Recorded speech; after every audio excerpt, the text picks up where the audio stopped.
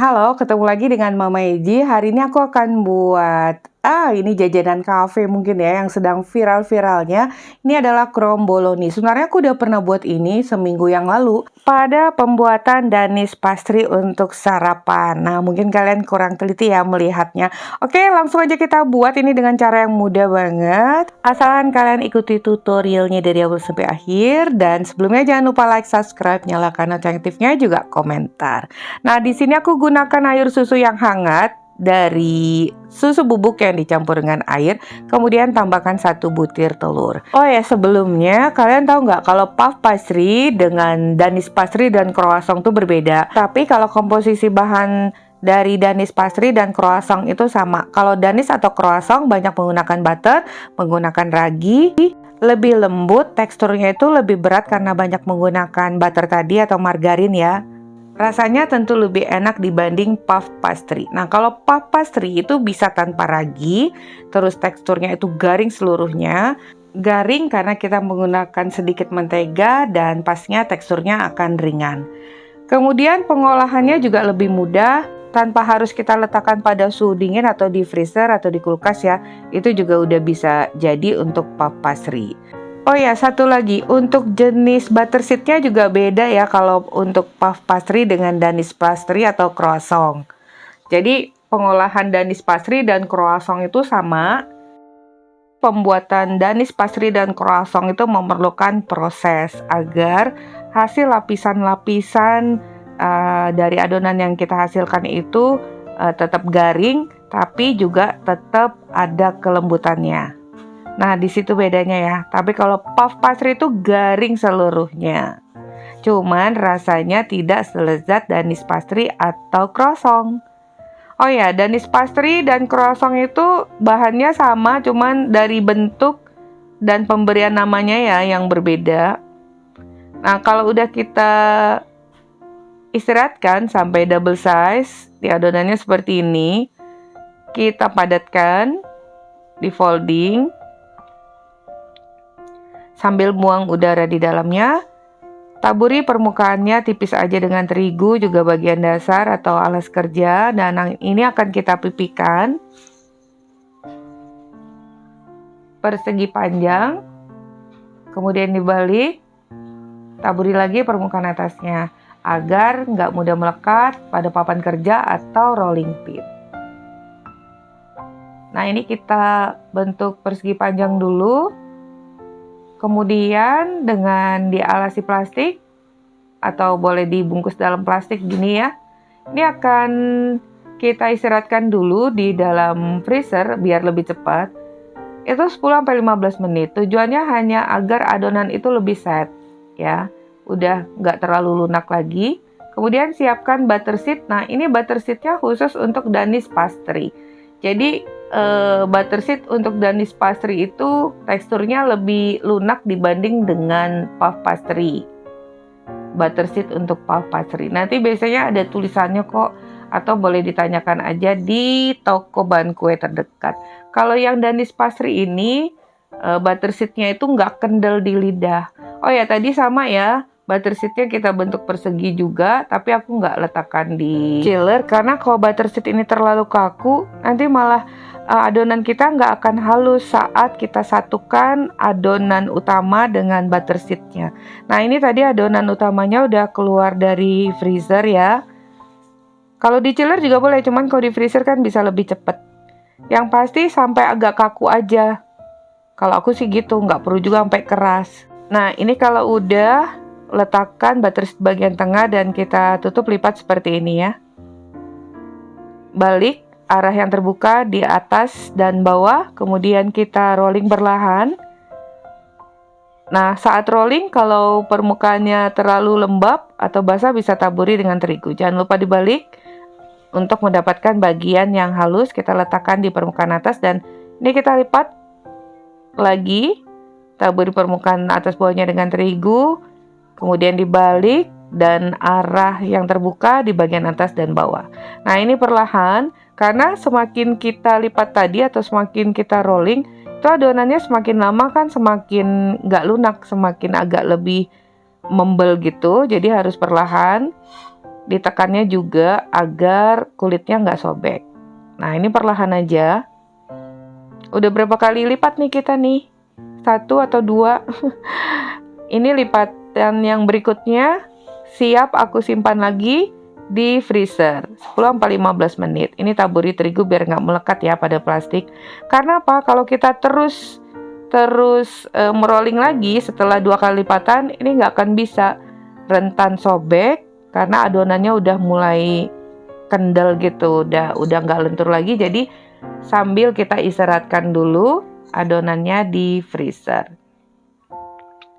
Jadi tujuan kita simpan di freezer itu agar adonan mudah dibentuk, tidak terlalu lunak, dan cukup lebih padat agar bisa di rolling tipis. Nah, ini udah ya. Sekarang setiap keluarkan dari freezer itu jangan lupa taburi dengan terigu karena pastinya lembab. Sekarang kita bentuk persegi panjang, perlahan aja, kiri, kanan, atas, bawah.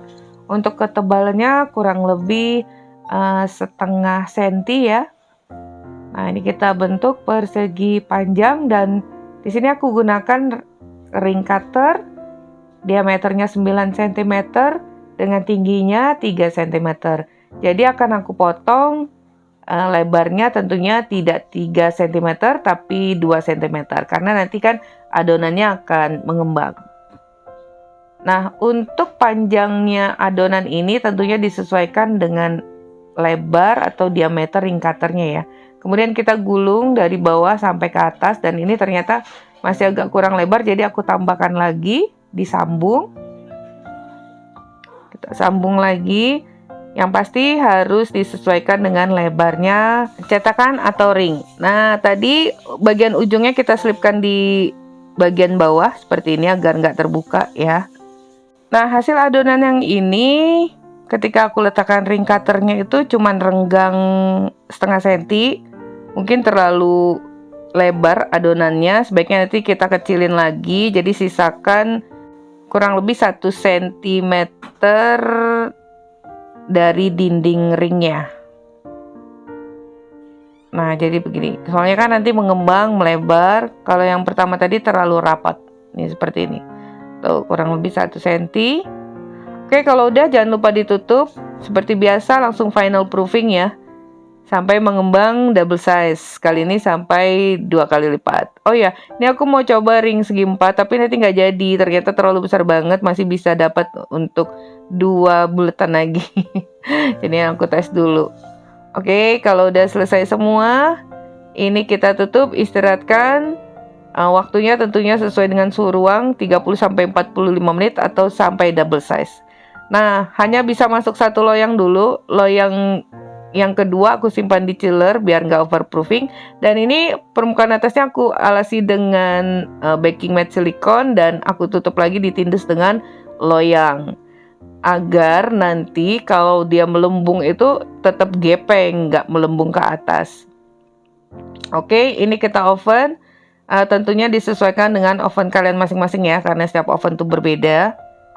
Nih, loyang kedua keluarin dari chiller, kan tadi udah proofing juga. Aku pinjem itu ringnya, nggak jadi yang segi 4. Sampai di sini mungkin bisa dipahami ya. Nah, loyang pertama udah mateng. Nih, kecoklatannya aku pengen seperti ini aja. Kalian boleh lebih coklat lagi. Ini permukaan atas dan bawahnya sangat garing ya. Dalamnya itu tetap empuk karena ini Danish paster itu.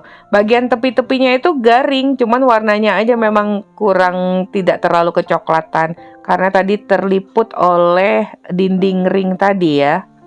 Karena juga cetakannya yang biasa, nggak yang tebal. Kalau yang tebal itu bagus, bahan aluminium tebal ya. Nah, ini siapkan air yang panas di saucepan, kemudian coklat DCC yang diparut, kemudian kita tim di atasnya, diaduk terus sampai meleleh. Nah, ini loyang kedua udah selesai dan aku buat agak lebih kecoklatan lagi warnanya. Semakin coklat semakin garing. Cuman jika kalian ingin tetap mendapatkan tekstur yang lembut di bagian dalamnya, tuh jangan sampai yang kecoklatan-coklatan banget. Ini dia kromboloni kita udah selesai, lumayan gede, tapi ada tadi yang bentuk persegi nggak jadi, aku potong jadi 2 adonannya, jadi buat 2 lingkaran tapi nggak tebel, seperti bakpia. Nah, ini yang seperti roda-roda ya, permukaannya garing, bagian dalamnya itu tetap empuk. Itulah adonan danis atau croissant yang kita gunakan. Nah, kalau udah coklat DCC tadi, udah deh kita siramkan pada permukaan atasnya dan agak diberi sentuhan-sentuhan sedikit, agak seperti menetes-menetes gitu.